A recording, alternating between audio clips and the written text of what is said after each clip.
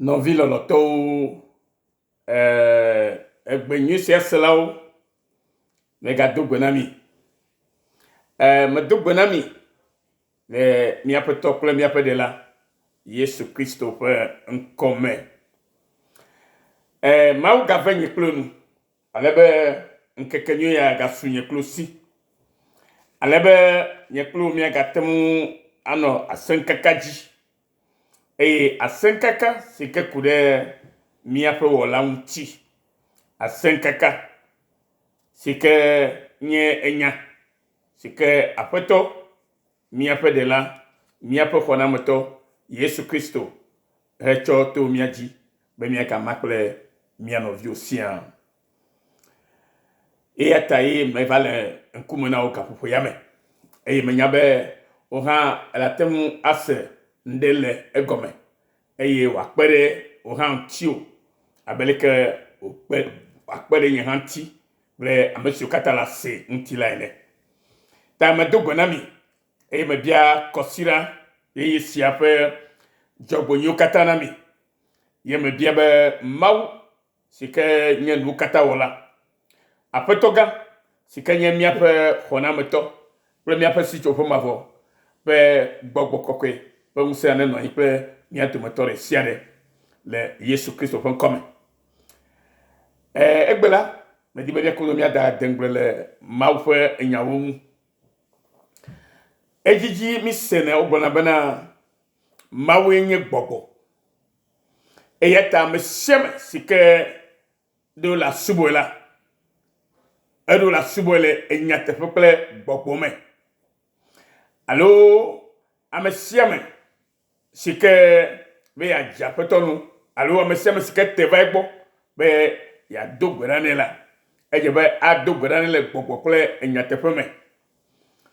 Le miaƒe gbe sia gbe ƒe Mawu nyagbɔgblɔ me la, mi gblɔ enyawo ku ɖe eŋuti geɖe hefia nu aleke woate ŋu subɔ le Mawu le gbɔgbɔ me kple enyateƒe me ɖo.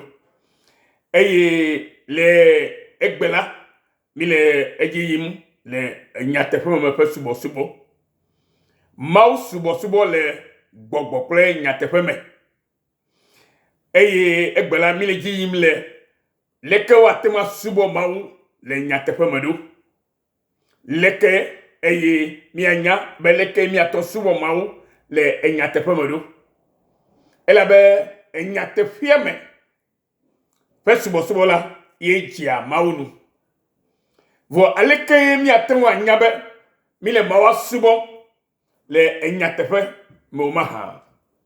Mi le dzi ge le afi siawo. Eya ta medi be miakplo miahle enu le Yohanes eta 17 buku 18.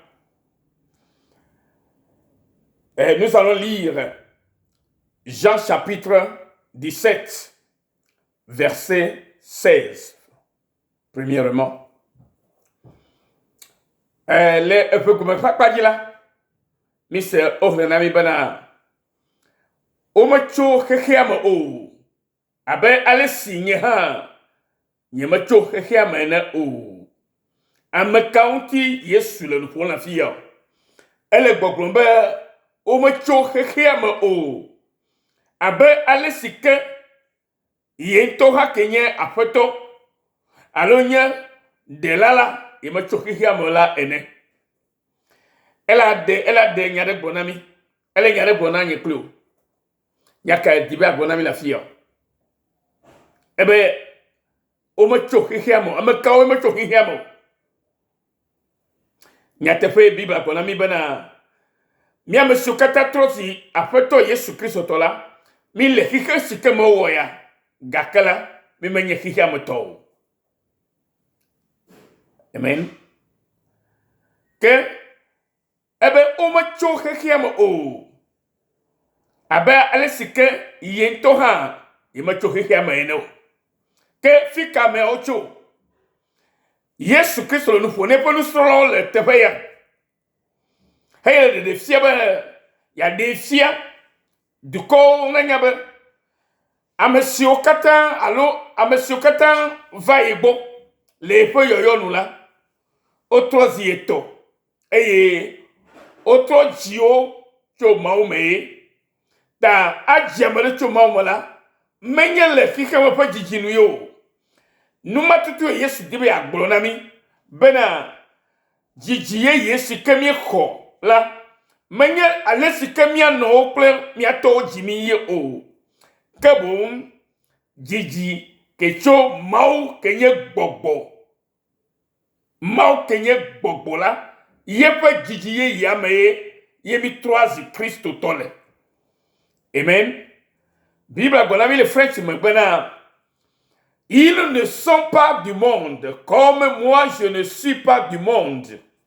Ils ne sont pas du monde, comme moi, Jésus-Christ, je ne suis pas du monde.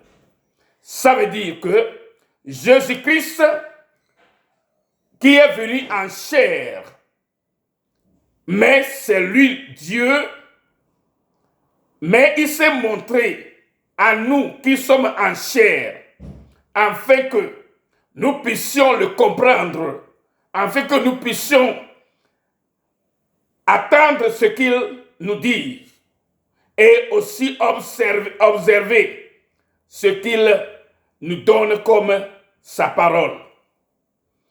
Donc Jésus est venu en chair, Dieu est venu en chair au nom de Jésus pour nous montrer le chemin à suivre, pour nous montrer la vérité à suivre.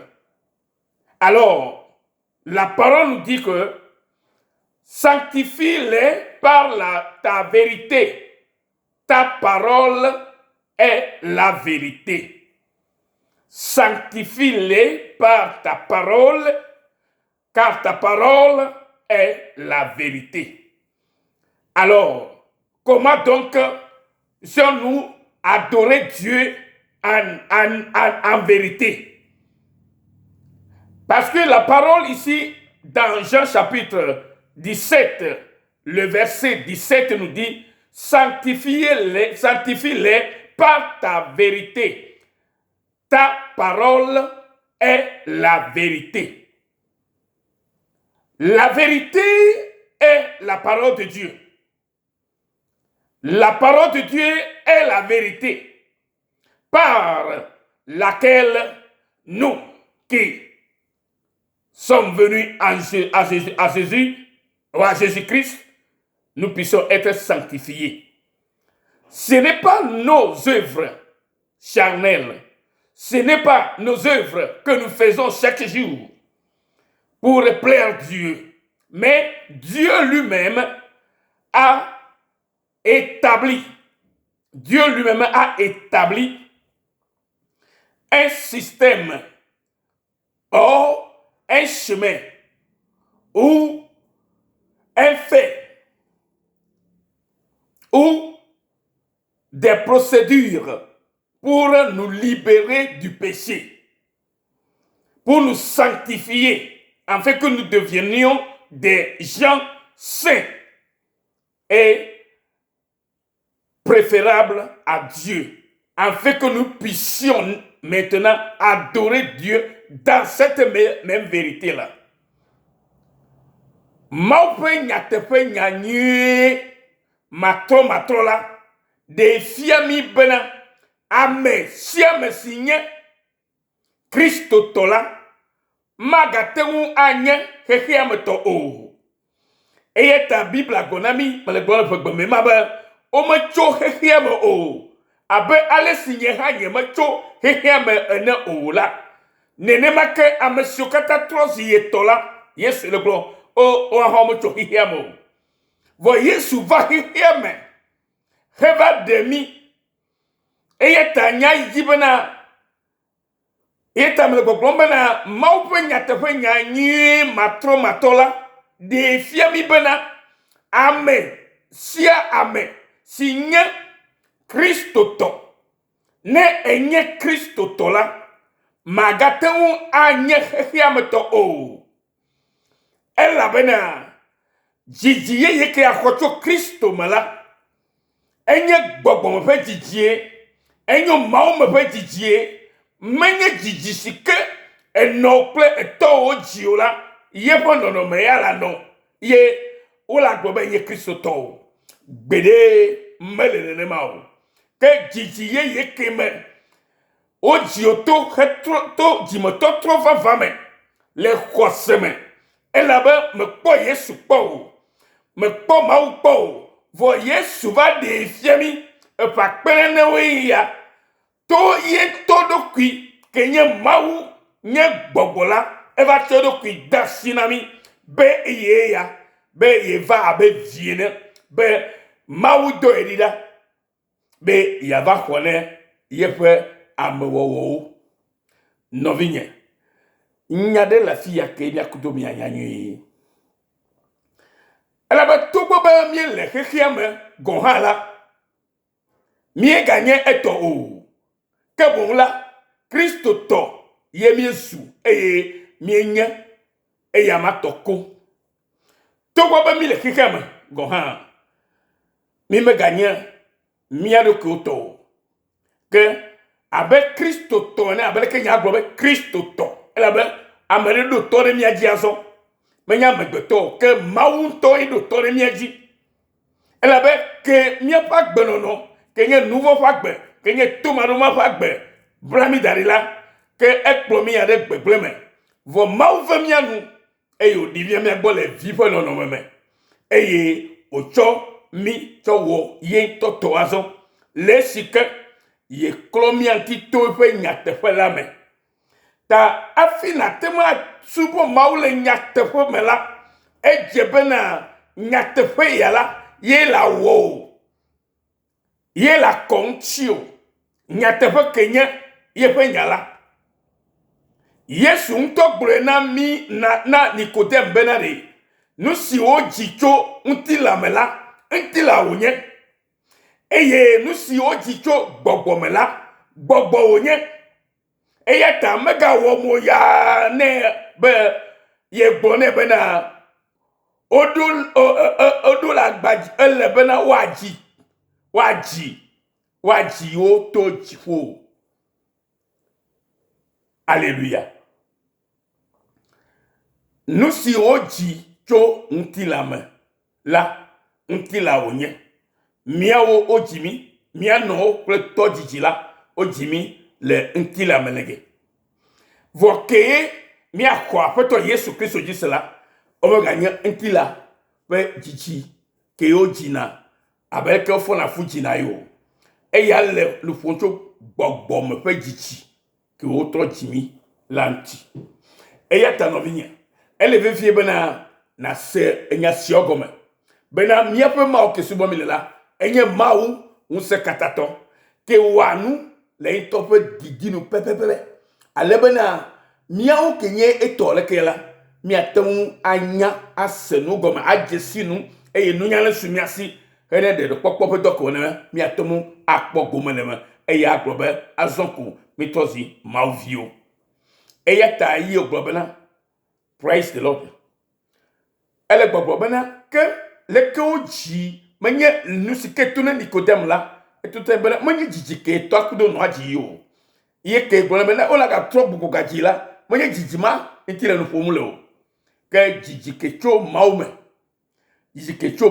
ego jijiko cho jipo mawela to jio yeye yala nye amen yeye kenya mauto ason le gbokun fakpati ye onya Alléluia eyata no vilo to Yohane fagba tato pukui ame ade choide ame adre ye le Nikodem pe enyawo ntinami gbobola boa agbe ne oji ocho gbogomla na be agbe suisi elabe agbela eye gbogbola eye agbela novinyo gbogbola gboa agbe nti la menyona na neke o nyasio megblo na mila gbogbokle agbe onye Yohane fagbale etama dekupui blade vo eto gbogbola gboa agbe ne elo ye Yesu Kristo fe jiji alo gbogaji po no fe la gbomola kenebo ojie ile gbogbomema eye gbɔgbɔ ke mo dzi o to ke nye mawu la agbagbe o eye ta yesu gbɔgbɔ enya la gbɔgbɔ la egbɔ agbe ŋuti la menye na nane menyo na nane ke o elabe ŋuti la ya la eya enu akpala foko wonye ne gbɔgbɔ ke le me ke nye amenyenye le miame ke nye kristo ƒe nyenye ke nye mawu ƒe nyenye ne me le me o la ke ŋuti la me ƒe agbeɖeɖo ko la nɔ eye matɔ subɔ mawu le nyateƒe eme o ame siwo wodzi tso gbɔgbɔ ke nye ke gbɔ agbe me la wawoe ke gbatɔm subɔ na mawu le enyateƒe la me elabe Biblia gblɔ na mi bena aleluya kɔwo ŋuti to enyateƒe la me wo nya la nye nyateƒe la Yohane ƒe agbalẽ eta 17 nyama gblɔ na mi aleluya aleluya eya ta me di be na hle Yohane ƒe agbalẽ gbãtɔ hã eta matɔ kukui amene kple woenya kple blavia hã ne na kpɔ le si ke enyawo le afi ma la ta ma de gɔme be na se gɔme be asubɔ mawu le nyateƒe me la enye nu si ke le vevie asubɔ mawu le nyateƒe me gɔmesese ka le mawu subɔsubɔ to le nyateƒe me ŋu ma hã wɔwo kɔkɔe le nyateƒe la me wo nya la enye nyateƒe sigbe ale si ne dɔm ɖo ɖe xexea me ene la nenema ke nye hã me dɔ wo ɖe xexea me Yesu Kristo le nu ƒom ekuku ɖe ƒe enusrɔ̃lawo alo eƒe kplɔla ame siwo dze yome la ŋu ele gbɔgblɔ na gbɔgbɔa be leke dɔ ɖi ɖa le ŋuti la me la ye va azɔ ye fia nu ame siwo katã wotsɔ na ye eya ta ile gbɔgblɔ bena aƒetɔ gbɔgbɔa ne kɔ wo ŋu la be gbɔgbɔa ye gbɔ agba me eye gbɔgbɔa ye la kɔ amea ŋu eye atɔtɔ zi ame kɔkɔe ame ɖewo buna be ne nyemele ame dzum o nyemele hasi wɔm o ta la enye be menye ame dzɔdzɔe alakpada ame dzɔdzɔe ya nyenye metso wo agbagba dzedzeme o metso miaƒe agbagba dzedzeme o Yesu ke nye mawu ke ɖiva la yeƒe dɔwɔna ye elabe ye te tumi ɖe tomaɖomaɖo me be yave mia nu ne miatɔ dzesi be ye nye tɔ na mi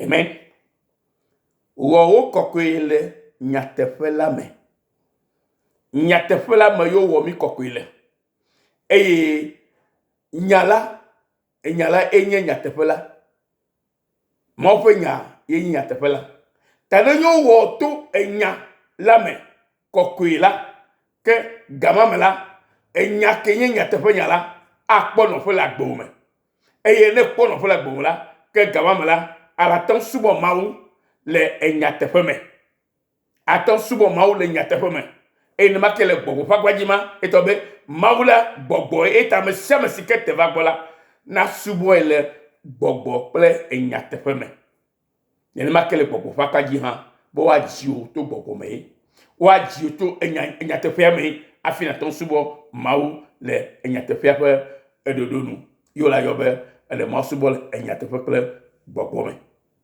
aleluya alo gbɔgbɔ kple enyateƒe me aleluya bene yakɔ eŋti esime woklɔ eŋti to etsilele me le nya la me le nya la megbe la nya la megbe la bena ye ŋutɔ natsɔe aɖo titre na eɖokui ne yo klɔ mia ŋuti yo ɖe nu vɔ ɖa le mia ŋuti kekeŋ la menye tsideta ye wɔ tsideta la wotsɔ klɔ etsɔ nu ka wotsɔ nye tsilele ke nye etsilele si ke klɔ mia ŋuti ko vɔ meɖe nu meɖea nu vɔ ɖa o enye dzesi ke ye le gbɔgblɔ be ke metsɔ wonyrɔm la egbe la nye meganye xixia me tɔ o mele doko ye ɖem fia be azɔ la metrɔ zi mawu ƒe exaɖome nyi la amen amen eye ta nya gbo be azo Yesu nto to efe nyala mela nyala megbela bene ya temu a mi atu tritir na edokui eye ta mesukata Yesu nto ji to efe nyanyeme la eto tu titre edokui bena wa nyanki kokwe hamesi nti di fofo adeke alo ayi lele adeke alo nusia o singe di fofo nulekala maga no ke o ke bola bena wa no kokwe eye waka de nka nusike wo na ola unti waka le mauji alléluia efese topa gbale etama atoku la vo ade to ide la vo adema nekle la gakpo le afima amesiame si apeto Yesu wo kokile nyatefela mela wawe koe atun asubo le nyatefeme ela mena nyasi me wo mi tola ye ya enye nyatefela nyasikemo oko mi tola ye nyatefela taneye oklo oko ntio o wo kokwe to nyama mela ke etozi subola ke la subo maul le enyatefe ele nyatefe me le gbogbo pro nyatefe me alléluia eyeta alléluia eyeta segom bena o yira amesiwo afeto la mobu epe nouveau ne la o kama la o maga pupo nouveau na o la bo otro jiu ye yazo Roma to fa gbale tama ne kuku amani otro jiu ye yazo ke o maga bu nouveau na o la bena ke o jiu la o de nu koko ada le mu eyeta o blo na mi be nu koko nu vai ke nu azo otro si ye no vi lo loto me kari be mi aserafia eye bu me ka yichi na bena me ka to sego mo nyi aleke ala totozi amen ke nyatepe bodede ke la to subo maule e nyatepe me mi glo subo boko mo to ha mi asende le YouTube ji ya po ha maule ya mi kam yesu.com bien envie yesu nyo o ira maulolo avoyer de la peuple mi ga seto true for goodness mission aussi la peu domaine e bela mauna ga ya mi gade e ya ga ji ka pomolo yesu.com amen me dakwana yesu le yata la veille ya to mi kata minyolo yesu.com